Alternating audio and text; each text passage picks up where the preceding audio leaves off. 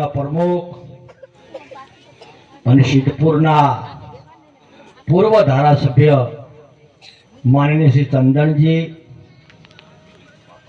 તમારા ગાર ગામના જમાઈ અને પાટણ જિલ્લા યુથ કોંગ્રેસના અધ્યક્ષ શ્રી દાદુજી, સદારામ સેવા સમિતિ ગુજરાતના પાટણ જિલ્લાના અધ્યક્ષ શ્રી મોગજીજી, સરસ્વતી તાલુકા કોંગ્રેસના અધ્યક્ષ શ્રી સારજીજી, સંત શ્રી, સ્ટેજ ઉપર બેસેલા તમામ સમાજના આગેવાનો, આ ઘાર ગામની અંદર પવિત્ર ધરતી ઉપર મારી ઠાકોર સમાજના તમામ વડીલો, આગેવાનો, મારા યુવાન દોસ્તો, માતાઓ, બહેનો અને નાના બાળકો સૌને મારા નવગણતી ઠાકોરના દાદા રામ રામ. ગુજરાતની અંદર સમગ્ર ગુજરાતમાં બંધારણ હોય, રાજનીતિ હોય, કોઈ પણ કાર્ય હોય તો સૌથી પહેલા જો માર્ગદર્શન પૂરું પાડતું હોય, સૌથી પહેલા કોઈને ગાઈડલાઈન આપતું હોય તો પાટણ જિલ્લાનો મારો 42 ઠાકોર સમાજ આપે છે.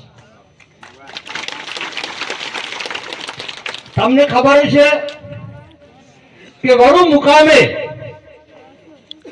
માનનીય શ્રી ચંદનજી, નંદાજી, હારજીજી, દાદુજી, મોગજીજી, હું આપણે બધા મળી આખી 42 સમાજ ભેગી થઈ અને એક મેં વિચાર રજૂ કર્યો હતો કે ભાઈ 7/12 માં નામ રાખવો હોય તો 7/12 વડું આવજો.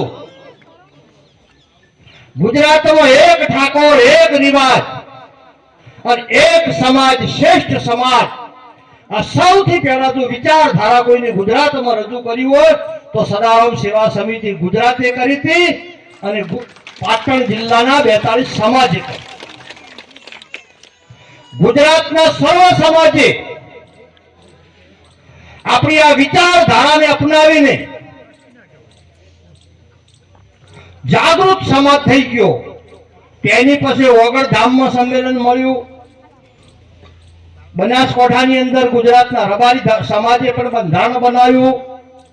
આવી અલગ અલગ સમાજો, તમામ સમાજો આ સદારામ સેવા સમિતિની વિચારધારાને અપનાવી અને બંધારણનો અમલ કર્યો.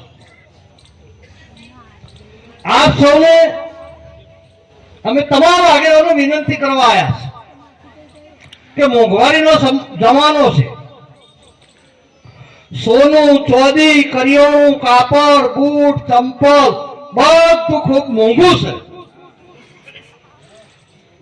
એટલે સમાજ જાગૃત થાય, બંધારણ પાળે, કરકસર કરે, નાણાંની બચત કરે અને જે પૈસા તમારી જોડે વધે એ પૈસા તમારા દીકરીની દીકરાને ભણાવવામાં વાપરજો એવી અપીલ કરવા આવ્યા છે. પાટણની અંદર સદારામ સેવા સમિતિ ગુજરાત દ્વારા ભવ્ય લાઇબ્રેરીનું નિર્માણ કર્યું છે. એમાં આપણી સમાજની 150 દીકરીઓ વાંચીને તૈયારી કરે છે આગામી પોલીસ ભરતીની. 2029 થી પહેલા સમગ્ર ભારત દેશમાં 50% મહિલા અનામત આવવાની છે. વર્તમાન સમયની અંદર પોલીસ ભરતીમાં 33% મહિલા અનામત છે. એટલે મારી માતાઓ અને બહેનોને હું વિનંતી કરવા આવ્યો છું કે આપણું સદારામ સેવા સમિતિનું ગુજરાતમાં અભિયાન છે કે દીકરીઓને 100% શિક્ષણ આપો. આગામી 10 વર્ષની અંદર ઠાકોર સમાજમાં ક્રાંતિ ના આવે તો જગ્યા તમે યાદ કરો. 150 દીકરીઓ લાઇબ્રેરી રહેશે.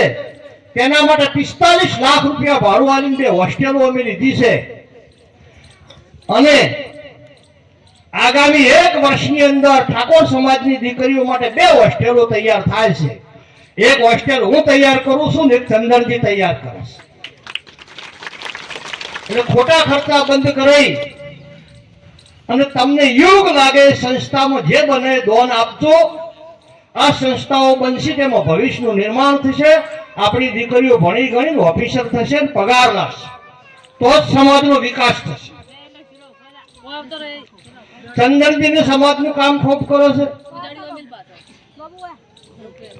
અને કોઈ પણ મીટિંગની અંદર સિદ્ધપુરના માજી ધારાસભ્ય કહેવાનો વારો આવે ને ત્યારે મારા દિલમાં ખૂબ દુઃખ થાય છે.